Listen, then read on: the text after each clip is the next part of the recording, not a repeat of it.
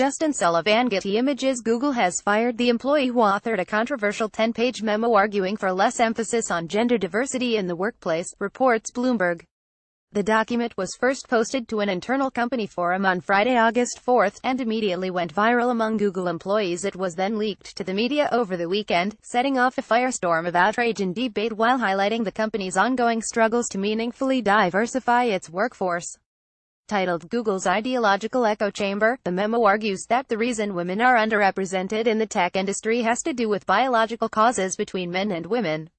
Its author, James Damore, was a senior software engineer at Google, a mid-level position at the company. Damore, who holds a doctorate in systems biology from Harvard and had worked at Google since 2013, has confirmed to multiple outlets that he was terminated for perpetuating gender stereotypes.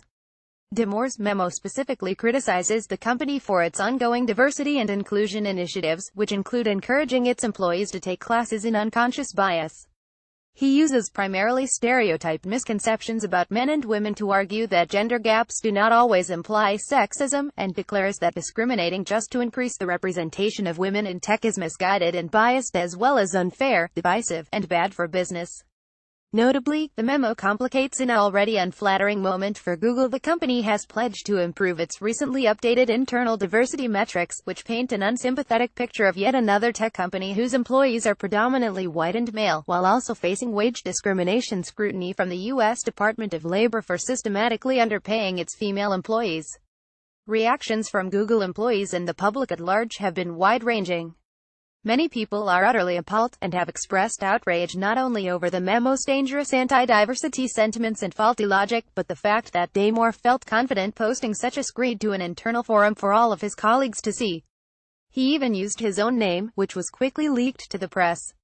But Damore's memo has also generated some support from both inside and outside the company, and thus has kicked off a larger discussion about how far free speech should go in workplace environments.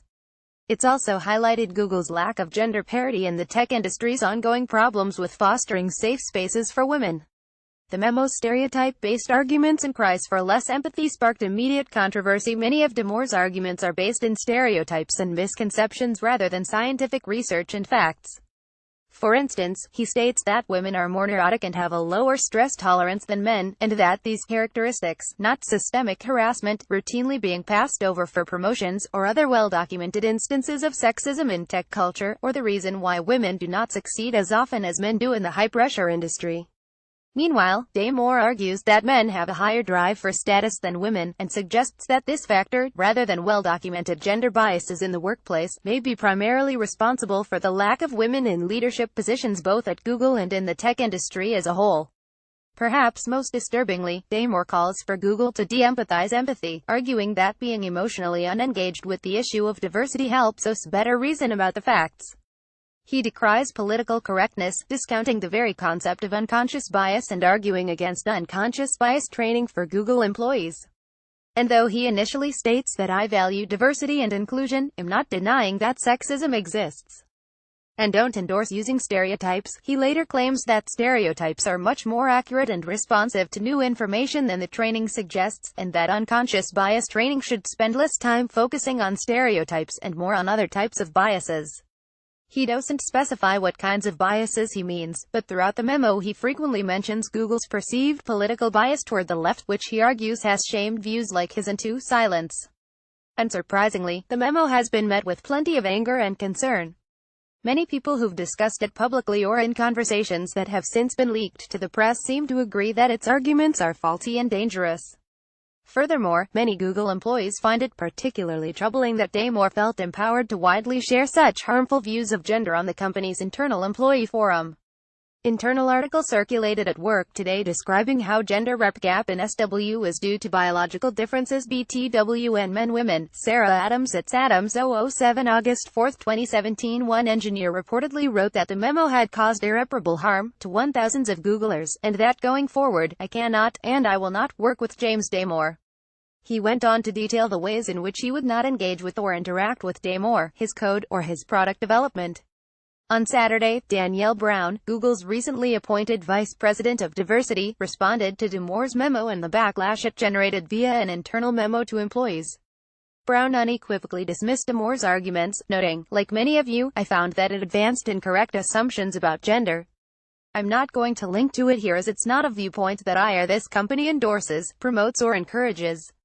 Declaring that Google is unequivocal in our belief that diversity and inclusion are critical to our success as a company, she went on to assert that all employees with alternative views, including different political views, should feel safe sharing their opinions. But, she added, that discourse needs to work alongside the principles of equal employment found in our code of conduct, policies, and anti-discrimination laws. When contacted by email, a Google spokesperson also shared a response to Damore's memo written by Ari Balog, Google's VP of Engineering. "I'd like to respond to the PCC on-site read harmful post. Questioning our assumptions and sharing different perspectives is an important part of our culture, and we want to continue fostering an environment where it's safe to engage in challenging conversations in a thoughtful way. But, in the process of doing that, we cannot allow stereotyping and harmful assumptions to play any part."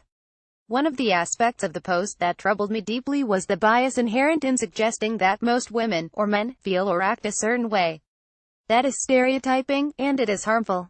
Building an open, inclusive environment is core to who we are, and the right thing to do.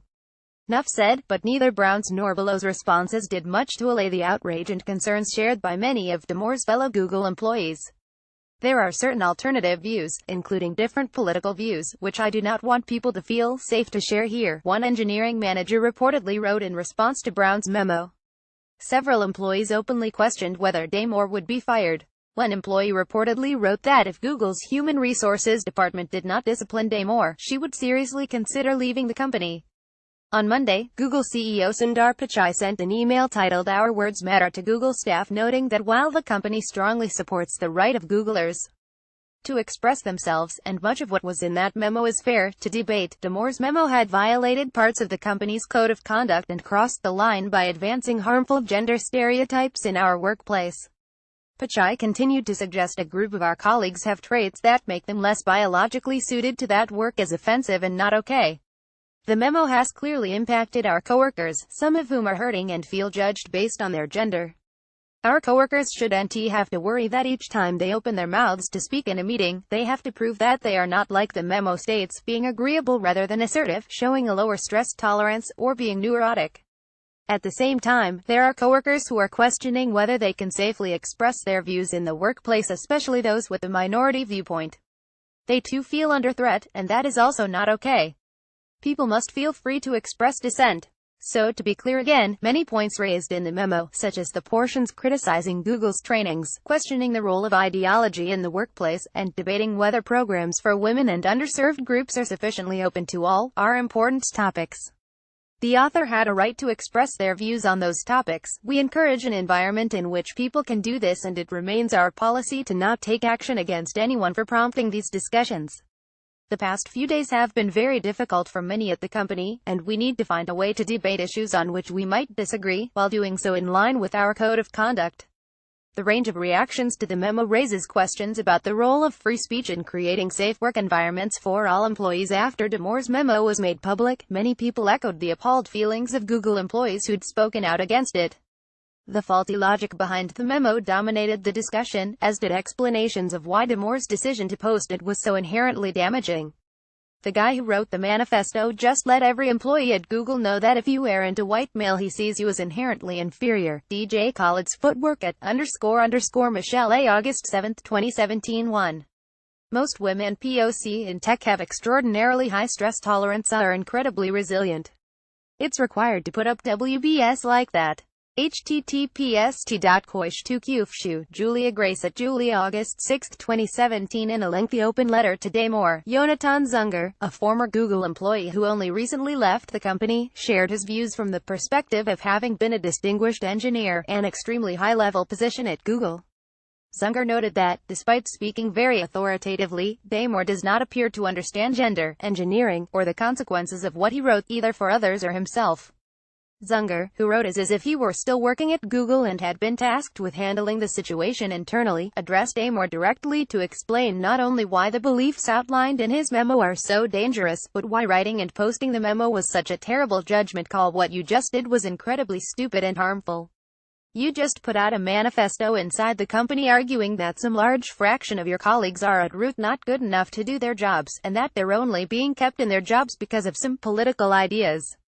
And worse than simply thinking these things or saying them in private, you've said them in a way that's tried to legitimize this kind of thing across the company, causing other people to get up and say, wait, is that right? I need to be very clear here. Not only was nearly everything you said in that document wrong, the fact that you did that has caused significant harm to people across this company, and to the company's entire ability to function. And as for its impact on you, do you understand that at this point, I could not in good conscience assign anyone to work with you. I certainly couldn't assign any women to deal with this. A good number of the people you might have to work with may simply punch you in the face, and even if there were a group of like-minded individuals I could put you with, nobody would be able to collaborate with them. You have just created a textbook hostile workplace environment. But not everyone was unified in their opposition to Damore's memo. A set of informal polls that reportedly circulated internally among Google employees and were subsequently leaked online show a more divided set of reactions, ranging from strong agreement with its position to strong disapproval. It's important to note that, as indicated in images above, fewer than 300 of the Google's thousands of employees responded. But the results do hint at deeper underlying ideological differences at Google, and suggest that at least some of the company's employees agree with Damore's claims that his views are seen as anathema to a productive workplace and thus should be shamed into silence. The article is publicly supported by many people internally. Begs the question, how many privately support agree? Subscribe. Sarah Adams at Adams007 August 5, 2017. Both inside and outside Google, Damore's memo has garnered him open supporters, with one blogger calling him the only set of balls left at Google. Meanwhile, Motherboard spoke to an anonymous Google employee who described the reaction among his fellow employees as a mix of women saying, "This is terrible and it's been distracting me from my work and it shouldn't be allowed," men and women saying, "This is horrible but we need to let him have a voice," and men saying, "This is so brave, I agree." The ensuing debate over his memo and subsequent firing has inevitably touched on issues of free speech and whether any workplace should allow such harmful ideas to safely be voiced. And one overarching theme of that debate has been the argument that free speech cannot and should not be an excuse for employees to spread and legitimize harmful ways of thinking or encourage the dehumanization of other people, especially when the dehumanizing arguments are linked to bad science. Had Google been willing to tolerate the posting of the memo in the spirit of supporting free speech, such tolerance would undoubtedly have been a deal-breaker for many of the company's employees who are unsettled by the notion that it could embolden more of their coworkers to advocate for sexist or racist views. It's no secret that Google, to say nothing of the tech industry at large, has a diversity problem. The company's most recent workforce representation data revealed that, despite its various ongoing diversity initiatives, 69% of the company's total workforce is male, while 56% is white. At many other leading technology companies, these numbers are far worse. In turn, Google acknowledged that, while we've made progress in recent years for both women and people of color, there are areas for improvement across the board, and insisted that it is actively working to hire more women engineers and people of color. In her weekend memo to employees, Brown argued that Damore's memo is an unfortunate reaction to Google's progressively changing culture. Strong stands elicit strong reactions, she wrote. But the kind of bias and resistance to change implied by the memo seemed to fall in line with the endless accounts of harassment and a deeply embedded bro culture that've been well documented by women across the tech industry, and indicate that Google might need to take a much stronger stand in order to make a real difference.